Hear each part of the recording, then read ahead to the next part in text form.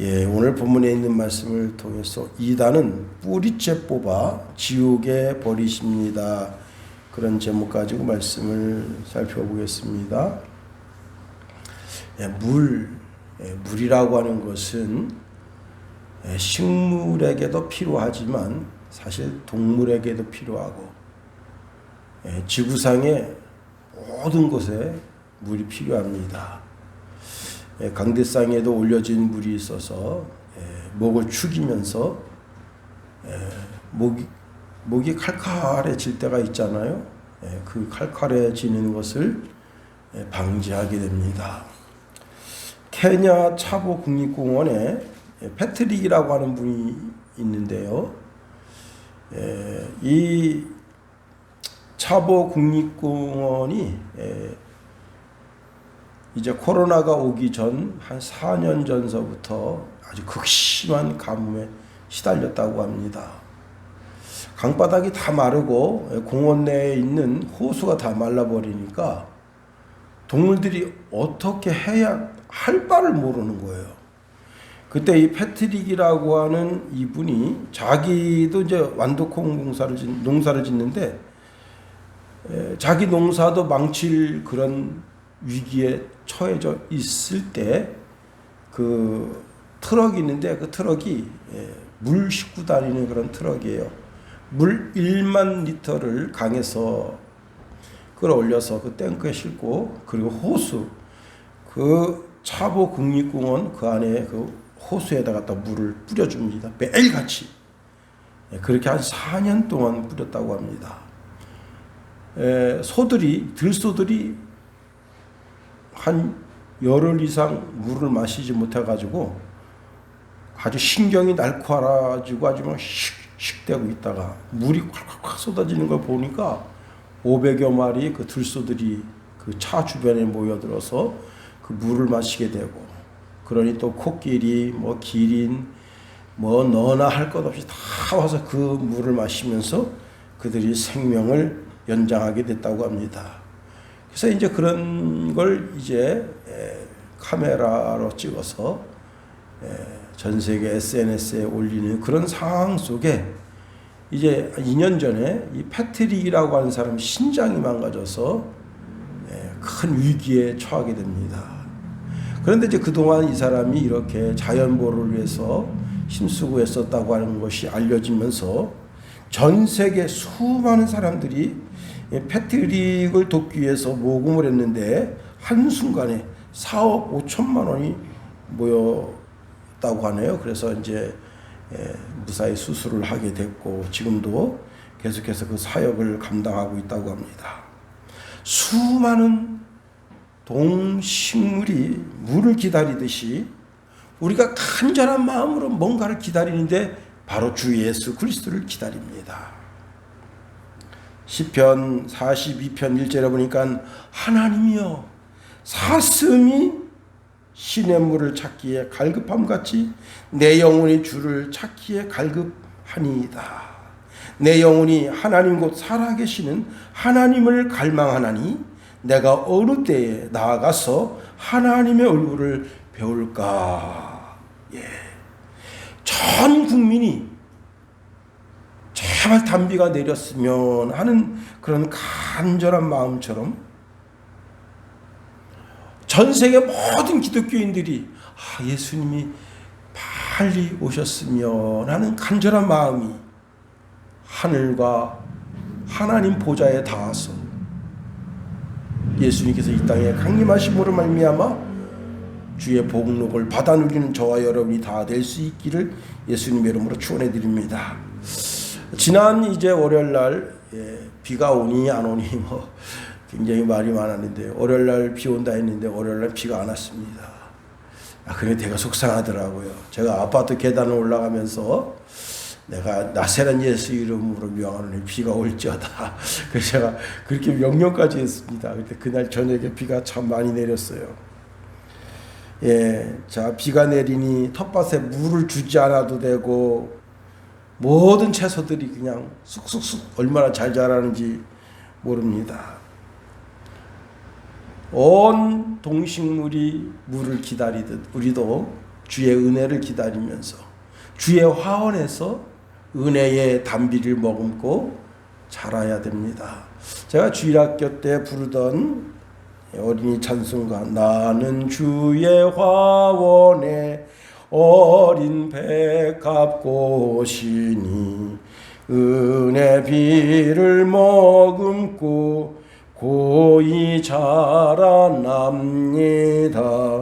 주의 은혜 감사해 나는 무엇 드리리. 사랑하는 예수님 나의 향기 받으소서.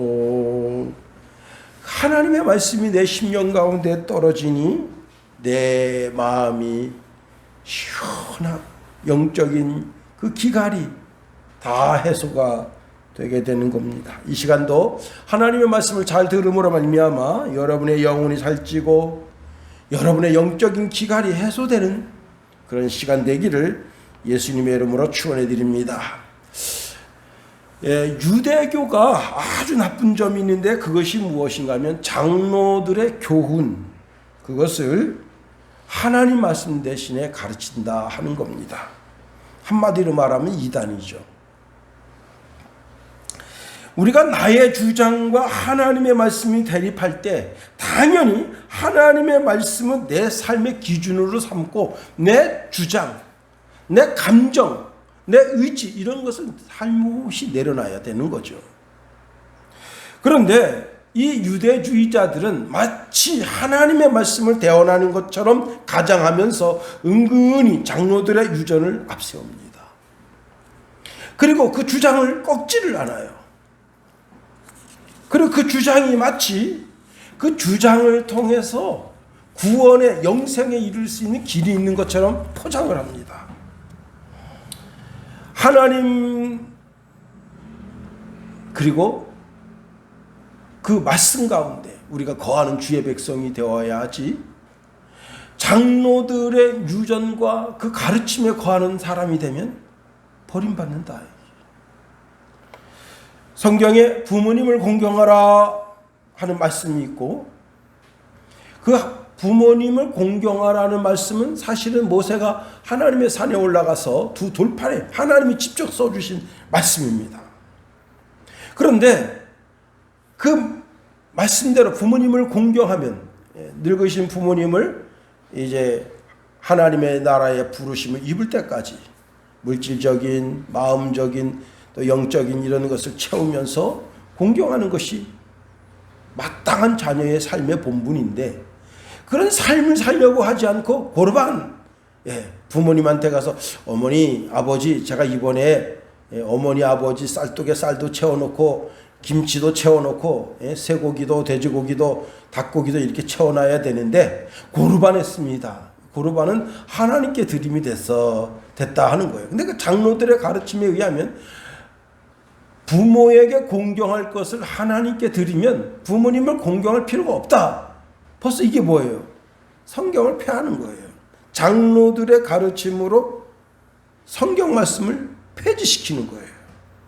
그리고는 실제로 성전에 바치지도 않아요. 그래서 자기 욕심을 채우는 거야. 그러니까 부모님도 공경하지 않고 하나님도 공경하지 않고 자기 욕심을 채우는 법이 고르반이라고 하는 법인 거예요. 그래서 그 말씀에 대해서 예수님께서 장로들의 유전으로 말씀을 폐하는 것, 그것은 외식하는 자와 같고 더 나아가 헛되이 하나님을 예배하고 그 삶이 사실은 하나님을 경멸하는 것과 다를 바 없다. 주님이 그렇게 말씀하셨더니 이제 이 예루살렘에서 내려온 바리새인 그 서기관들이 얼굴이 화끈화끈거렸어요.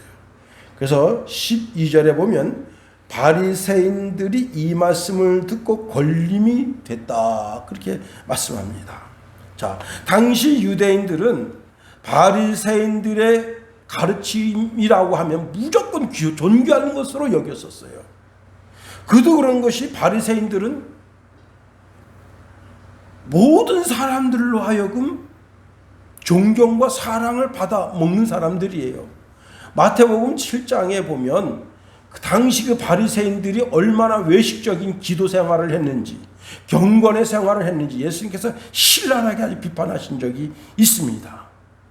그런데 사실 그런 그 외식적인 삶을 지켜보는 이 보통 유대인들은 그게 삶의 기준인 줄 아는 거예요. 성전에, 아니 골방에 가서 은밀하게 기도해야 되는데 성전에 그 모든 사람들이 보는 앞에서 여호와여 막 기도하니까 야 저렇게 기도해야 되는구나. 또 사람들이 많은 시장 바닥에 가서 갑자기 두 손 들고 막 여호와여 그러니까 와 경건한데. 아니 시장 바닥에 와서 저렇게 기도할 정도면 저 사람의 경건은 보통이 아닌데 그 성도들을, 유대인들을 속이는 거예요. 그게 외식하는 삶인 겁니다. 자, 그러시면서 오늘 본문에 말씀을 주고 계신데 오늘 본문에 있는 말씀을 통해서 세 가지로 살펴봅니다. 첫 번째는요, 예수님은 하나님이 바리새인들과 그의 유전을 뽑아버리시겠다 말씀하셨어요. 13절 말씀 한번 읽어봅니다. 시작. 예수께서 대답하여 이르시되 심은 것마다 내 하늘 아버지께서 심으시지 않은 것을 뽑힐 것이니, 여기 심은 것마다 라고 하는 이 구절이 바리새인, 서기관, 율법 교사들이 열심히 강의해서 사람들의 마음에 뿌린 장로들의 유전을 가리켜 이야기합니다. 그런데 하나님 아버지가 주신 말씀이 아니라면 다 뽑히게 된다는 거예요. 다 폐기하게 된다는 거예요. 여기 뽑힐 것이라고 하는 단어는 뿌리째 뽑힌다 그런 뜻입니다. uproot, 멸망한다 그런 뜻이에요. 여기서 주의할 것은요, 심은 것이라고 하는 것과 사람을 구분하지 않았어요. 다시 말하면 장로들의 유전이 심겨진 모든 사람들 다 뿌리째 뽑아버린다, 멸망시킨다 하는 겁니다. 그래서 이 잘못된 장로들의 유전이 마음에 가득한 사람들은 마태복음 23장 25장에 가보면 그들에게 화 있을진저 저주가 임한다고 예수님이 직접 말씀하셨어요. 그러면 유대 백성 이들이 누구냐? 시편 1편 3절에 보면 이들이 어떤 사람들인가 하면 이 이스라엘 백성들은 누군가가 나무 하나를 뽑아다가 우물가에 심은 나무와 같다는 거예요. 시편 1편 3절에 보면 그는 시냇가에 심은 나무가 아주 작정하고 그 나무를 탁 어디선가 뽑아다가 시냇가에 심었다. 시냇가 이 아인 샘이 뭐냐? 바로 여호와의 생명의 근원의 샘인 거예요. 거기다 심었다는 거예요. 그러면서 철따라 열매를 맺으며 그 잎사귀가 마르지 아니함 같으니 그가 하는 모든 일이 다 형통하리로다 말씀하십니다. 한 부자 귀인이 포도나무 하나를 가져다가 시냇가에 심었어요. 이 부자 귀인은 바로 하나님 자신이시고, 이 하나님 아버지가 이스라엘 백성들을 애굽에서 뽑아다가 애굽의 바로의 종살이 하고 있는 이들을 거기서 뽑아다가 가나안 땅에 심었다. 응? 이게 중요한 거예요. 예. 자, 이렇게 출애굽해서 가나안 땅에 심으신 모든 것은 무엇과 깊은 연관이 있는가 하면 여호와의 말씀과 깊은 연관이 있다는 겁니다. 하나님께서 아브라함을 부르십니다. 창세기 12장 7절에 보니까 내가 이 땅을 너와 내 자손에게 주리라 하신지라 말씀하셨어요. 가나안 땅이죠. 가나안 땅을 너와 내 자손에게 준다. 자, 이삭도 흉년이 들어서 애굽으로 내려가려고 할 때 애굽으로 내려가지 말아라. 내가 내게 지시할 땅에 거주하라. 이 땅에 거주하면 내가 너와 함께 있어 내게 복을 주고 내가 이 모든 땅을 너와 내 자손에게 주겠다. 하나님 약속하십니다. 그 약속을요, 자, 야곱에게도 주십니다. 야곱이 삼촌 라반의 집에 가서 거부가 됐습니다. 삼촌 라반의 집에 가서 거부가 됐으면, 그 도시에서, 멋진 도시인데 그 도시에서 멋지게 우리간을 짓고 그리고 자기 집을 짓고 그리고 떵떵거리며 살 수 있을 텐데, 야곱이 그렇게 하지 않고 삼촌 라반의 집에서 길을 떠나 브엘세바로 갑니다. 다시 되돌아가는 거예요. 왜 되돌아가느냐? 창세기 28장에 보면 하나님께서 말씀하십니다.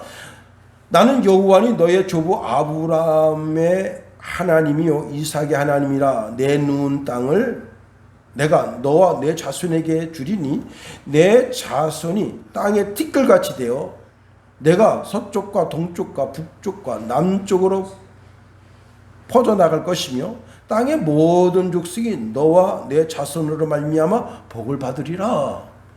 너 누운 땅을 다 주겠다는 거예요. 동서남북으로 퍼져나가며 이 전체 땅을 다 주겠다. 하나님의 약속의 말씀이 흐른 겁니다. 자, 하나님께서 애굽 파로에 종살이하고 있었던 이스라엘 백성들을 강제로 뽑아가지고 그들을 가나안 땅, 젖과 꿀이 흐르는 땅인 가나안 땅에 갔다가 심으신 겁니다. 자, 출애굽기 3장 8절에 보면 내가 내려가서 그들을 애굽인의 손에서 건져내고 그들을 그 땅에서 인도하여 아름답고 광대한 젖과 꿀이 흐르는 땅 곧 가나안 족속, 헷 족속, 아브리 족속, 브리스 족속, 히위 족속, 여부스 족속의 지방에 데려가려 하노라. 하나님의 약속의 말씀이 있는 거예요. 애굽에 있는 그들을 뽑아가지고 어린 묘목과 같은 그 이스라엘이라고 하는 나라를 뽑아서 가나안 땅에 갖다 심으시겠다는 거예요. 이 땅이 얼마나 좋은지, 젖과 꿀이 흐르는 땅이고 또한 물된 동산과 같다 했어요. 이사야서 58장 11절에 보니까 여호와가 너를 항상 인도하여 메마른 곳에서도 내 영혼을 만족하게 하며 내 뼈를 견고하게 하리니 너는 물된 동산 같겠고 물이 끊어지지 아니하는 샘 같을 것이라. 그래서 이스라엘 백성들을 과연 그렇게 인도에서 가나안 땅에 심으셨습니다. 자, 그런데 그 포도나무가 첫 해부터 잘 열매를 맺은 것도 아니에요. 사사기 보면 아주 싸가지가 없어, 이스라엘 백성들이. 그러나 그나저나 하나님이 참아주실만 했어요. 세월이 흐릅니다. 세월이 한참 흐른 뒤에 그 뿌리부터 썩기 시작합니다. 심지어는 그 열매까지도 이제는 달달한 맛이 나지 않아요. 오히려 씁쓸하고 독포도가 됐어요. 이사야서 5장 1절에 보면 나는 내가 사랑하는 자를 위하여 노래하되 내가 사랑하는 자의 포도원을 노래하리라. 내가 사랑하는 자에게 포도원이 있으며 심히 기름진 사내로다. 땅을 파서 돌을 제하고 극상품 포도나무를 심었도다. 그 중에 망대를 세웠고 또 그 안에 술투를 팠도다. 좋은 포도 맺기를 바랐더니 들포도를 맺었도다. 아니, 최상품 포도나무를 애굽에서 뽑아다가, 이 포도나무는 이스라엘이죠, 이 가나안 땅에 심었는데 뭐 열매를 잘 맺히지도 않고 뭐 그러다가 좀 잘 맺더니 어느 순간에 뿌리부터 썩고 이 기둥도 썩고 줄기도 썩고 잎도 썩고, 와, 포도가 독포도, 들포도를 맺은 거예요. 그걸 먹으니까 얼마나 쓴지, 쓰고 텁텁한지 못 먹을 포도가 된 거예요. 그 양구 해안에 거기서 지금 농사를 짓고 계시는 신미연 간사님, 그 다음에 정치웅 안수 집사님이 계십니다. 한 5, 6년 전인가요? 그때 이제 그분하고 이런저런 말씀을 나누는데 유포리 사과에 대해서 말씀하시더라고요. 당신이 그 유포리 사과 밭에 가보니까 사과 묘목이 28년 됐대요. 28년 되면 그 묘목은 더 이상 열매를 맺지 못한다. 뿌리도 힘이 약하고 기둥도 힘이 약해서 그 기둥 자체가, 이 나무 기둥 자체가 썩어 들어가는 병에 걸려 있다는 거예요. 저럴 때는 빨리 그 나무를 베어내고 서린 묘목을 다시 심어야 된다. 와, 그리고 지금 이제 그 펀치볼, 양구 펀치볼 거기서 대박을 꿈꾸시면서 열심히 사과나무를 관리하고 계십니다. 그런데 이 사과나무가 16년에서 18년 정도 되면 그 나무는 이제 더 이상 달달한 사과를 맺기가 어렵다는 거예요. 그러니 뽑고 다른 사과나무를 심어야 된다 하는 겁니다. 누가복음 13장 6절 이하에 보면 한 비유가 나옵니다. 한 부자가 있어요. 어마어마하게 큰 부자인데 포도원에다가 무화과나무를 심었어요. 이 무화과는 3년 정도 되면 열매를 맺습니다. 우리 아파트 나동에 한 분이 자기 그 아파트 귀퉁이에다가 무화과나무를 두시는데 그 따먹는 거 보니까 굉장히 좀 그렇게 나도 저거 한번 무화과나무를 심어볼까 하는 그런 욕심이 생기더라고요. 야, 근데 무화과나무가 쫙 해서 열매가 요만하게 한 7, 8개 달렸는데 그 어린애기들이 또 궁금하잖아요. 그게 무언가인가 하고 하나 따가지고 그걸 먹어보고는 시니까 그냥 바닥에 버렸어요. 근데 그 아주머니가 그 무화과를 이렇게 땅에 버려진 걸 이렇게 주스시면서 욕 한마디 하시더라고요. 어련히 알아서 안 주겠나. 속상하죠. 기껏 그렇게 여름에 그렇게 그냥 잘 가꿔서 놔뒀는데 그걸 누가 쏙 따가지고 입 물은 게 애기 입이에요. 근데 한 말씀 하시더라고요. 자, 그런데 3년이 지났는데 이 무화과가 열매가 없어요. 그래서 주인이 화가 났습니다. 농원지기에게 말합니다. 여보게 3년이 됐는데 어떻게 무화과가 열매가 없네. 당장 뽑아버리게. 그랬더니 이 과원지기가 말했습니다. 주인님, 금년에도 두세요. 제가 두루두루 거름을 주고 이렇게 저렇게 가꿔서 열매를 맺으면 열매를 맺게 되지만 그렇지 못하면 그때 가서 그 나무를 잘라버리겠습니다. 완전히 뿌리채 뽑아 없애버리겠습니다. 라고 하는 말을 하고 있는 겁니다.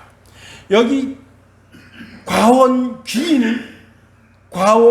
귀는 하나님 아버지를 가리켜 이야기하고 있고 그 과원지기는 예수님을 상징하고 그 과원에 심겨진 무화과 나무는 바로 여러분과 저를 상징하는 겁니다.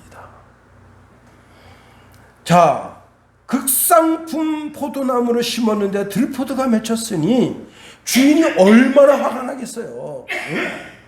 자, 다시 말하면 믿음의 조상인 아브라함 그리고 모든 소망의 조상이 되는 이삭, 모든 사랑의 주인이 되는 야곱, 그 신앙의 거장들이 이 가나안 땅에 심겨진 거 아니에요.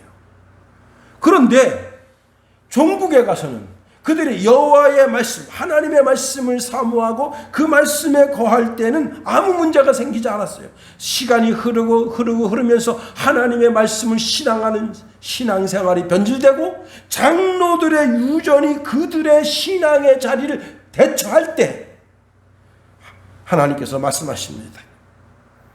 뿌리째 뽑아서 팽개치겠다 말씀하시는 거예요. 주님은 제자들에게 바리새인들의 교훈을 주의하라 말씀하십니다. 마태복음 16장 6절에 보면 예수께서 이르시되 삼가 바리새인과 사두개인들의 누룩을 주의하라. 왜 바리새인과 사두개인들의 누룩, 즉 교훈을 주의하라고 말씀하셨느냐? 그 말씀대로 살면, 장로들의 유전대로 살면, 바리새인들의 교훈, 사두개인들의 교훈대로 살면 반드시 뿌리 뽑힌다. 누구한테? 하나님께로부터 뿌리 뽑힌다. 내팽겨쳐 버린다. 자, 이들이 자신들의 경전처럼 여기는 탈무드가 예수님 오시기 약 200년 전서부터 예수님이 오신 후 300년 동안 탈무드를 집성했다고 했습니다. 그리고는 자기들 나름대로 율법을 철두철미하게 지키며 구원 얻겠지라고 하는 잘못된 사상과 편견 속에서 그만 잘못된 이론을 만들어낸 거예요. 그리고는 오히려 하나님의 말씀을 등한히 하는 어리석은 가운데 거하게 된 겁니다. 예수님께서 한 씨 뿌리는 비유를 두시는데 그 씨 뿌리는 비유 속에 보면 씨만 뿌려진 줄 알지만 사실은 거기에는 가라지도 같이 뿌려졌다는 거예요. 그 가라지를 뽑으려면 가라지는 아주 교묘하게 그 원래 원벼 밑에 가서 뿌리를 싹 틀고 있어서 가라지를 뽑으면 벼까지 뽑힌다. 그래서 주인이 가만두어라. 그리고는 주님이 이 땅에 재림하실 그때 그 모가지를 딱딱딱딱 잘라가지고 다 불에다 집어넣는다. 내팽겨치는 그런 일이 있게 되는 겁니다. 말세지 말입니다. 우리가 신앙 정신 바짝 차리고 신앙생활해야 됩니다. 사도 바울은요 갈라디아 1장에 보면 이들이 하나님의 말씀을 속히 떠나서 이단 사설에 빠져드는 것을 보면서 매우 안타까워했습니다. 갈라디아서 1장 6절 이하에 보면 그리스도의 은혜로 너희를 부르신 이를 이같이 속히 떠나 다른 복음을 따르는 것을 내가 이상하게 여기노라. 다른 복음은 없나니 다만 어떤 사람들이 너희를 교란하여 그리스도의 복음을 변하게 하려 함이라. 그러나 우리나 혹은 하늘로부터 온 천사라도 우리가 너희에게 전한 복음 외에 다른 복음을 전하면 저주를 받을지어다. 우리가 전에 말하였거니와 내가 지금 다시 말하노니 만일 누구든지 너희가 받은 것 외에 다른 복음을 전하면 저주를 받을지어다. 다른 복음, 율법주의, 다른 복음, 그걸 너희들이 받아들이고 그걸 마치 신앙의 기준점으로 삼게 되면 하나님께로부터 뽑혀 저주를 받게 돼. 그러므로 온전한 신앙 가운데 거하는 사람들이 되라 말씀하십니다. 두 번째로 소경이 소경을 인도하는 어리석음이 있다는 겁니다. 탈무드에 보면요 이런 이야기가 나옵니다. 한 맹인이 등불을 들고 다녀요. 정상적인 사람이 보니까 맹인이 등불을 들고 다니는 게 신기하거든요. 그래서 그 사람에게 묻습니다. 아니 여보시오, 당신 왜 등불 들고 다닙니까? 그랬더니 예 뜻이 있습니다. 제가 밤에 길을 갈 때 이 등불을 켜고 다니면 두 눈 멀쩡한 사람이 저를 쳐다보고 저를 비켜갈 것 아닙니까? 그러면 부딪힐 일이 없는 거예요. 참 지혜롭네요. 그런데 하루는 이제 이 맹인이 밤에 길을 나섭니다. 한쪽에 등을 들고 작대기로 톡톡톡 길을 살피면서 가다가 정상적인 사람하고 부딪혔어요. 그랬더니 맹인이 이렇게 말합니다. 여보시오, 내가 들고 있는 이 등불이 안 보입니까? 이 정상적인 사람이 말합니다. 여보시오, 등불이 어디 있단 말이오? 보니까 등불이 꺼졌습니다. 여러분, 맹인이 어떻게 맹인을 인도할 수 있겠어요?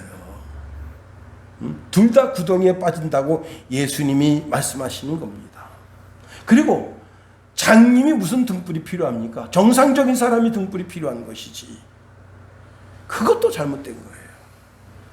어떤 사람은 자기 자신이 들고 있는 지식의 등불을 높이 들고 나를 따르라고 합니다. 근데 사람의 지식이라고 하는 것이 그 얼마나 가겠어요? 어떤 사람은 물질의 등불을 들고 나를 따르라 합니다. 그런데 그 물질의 등불이 얼마나 오래 가겠습니까? 어떤 사람은 명예와 권력의 등불을 들고 나를 따르라 합니다. 그 명예와 권력이 얼마나 갈 것 같습니까? 어떤 사람은 이단 종교 사상을 가지고 나를 따르라 합니다. 제가 이제 아주 우연히 제 태블릿이 이렇게 제가 보고자 하는 걸 보고 난 다음에 이게 자동으로 넘어가서 이렇게 이것저것 막 동영상을 보여줄 때가 있습니다. 근데 어떻게 우연히 넘어가다가 신천지 그게 거기 딱 됐어요. 야, 근데 거기서 이제 처음에는 목사님이 진짜 멋있게 생겼더라고요. 아주 진짜 미남이에요. 모든 여자들이 혹하고 빠질 정도로 그렇게 미남입니다. 근데 말씀을 하는데 차트식으로 딱 설교를 해요. 쫙 해서 쫙 하는데 28분 정도 설교를 하는데 거기서 계속 뭔가 하나를 계속 주장하는 게 있어요. 뭐냐면 스승이라는 단어를 주장합니다. 스승이라는 단어를. 왜 스승이라는 단어를 계속 주장하느냐? 그게 뭐예요? 참 스승은 이만이다. 그 얘기 하려고 하는 거예요. 맨 처음부터 스승에 대한 이야기를 쫙 합니다. 예? 근데 내가 이거 봐라. 근데 그 두 번째 페라에서도 여러 가지 이것저것 막 붙이고 또 스승. 세 번째 페라에서도 막 붙이고 스승. 네 번째 페라. 그 다음에 다섯 번째 페라. 여섯 번째 페라에 가서 참된 스승은 이만이다. 그 얘기하려고 하는 거예요. 야, 근데 제가 그 영상을 다 본 건 아니고 한 7분 때서부터 이제 마지막까지 봤거든요. 와, 딱 보고 나니까 쏙 들어와요, 귀에. 야, 목사의 귀에도 그게 쏙 들어와요.